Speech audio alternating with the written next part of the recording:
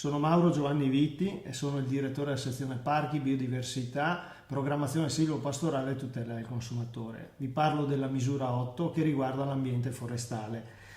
La misura si occupa di una serie di interventi atti al miglioramento dei boschi della regione del Veneto, danneggiati da eventi biotici o abiotici oppure dall'abbandono. Si occupa inoltre di incentivare la filiera bosco e legno attraverso il miglioramento della produttività e della sicurezza delle imprese che operano in questo settore. Inoltre l'obiettivo è quello di aumentare le aree e dei sistemi agroforestali attraverso degli imboschimenti. Quali sono i beneficiari di questa misura? I beneficiari sono innanzitutto i proprietari e i gestori dei boschi, però ci sono anche gli enti locali e le imprese, le piccole e medie imprese che operano nel settore agroforestale.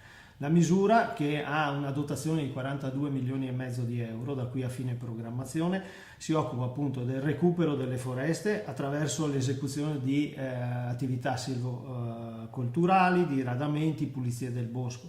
Parte degli investimenti sono invece destinati all'utilizzo del legno come materia prima come fonte di energia, quindi cippato e pellet, poi all'acquisto di macchinari e attrezzature e alla realizzazione e all'acquisizione di impianti.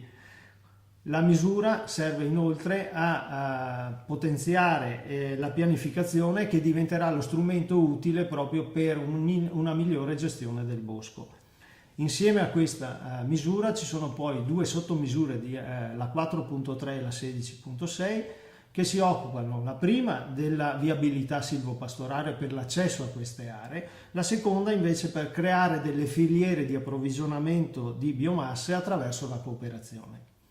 Tutto ciò che vi ho detto lo troverete nei bandi che verranno pubblicati sul bollettino ufficiale della Regione del Veneto e sul sito piave.veneto.it oppure quello della regione.veneto.it.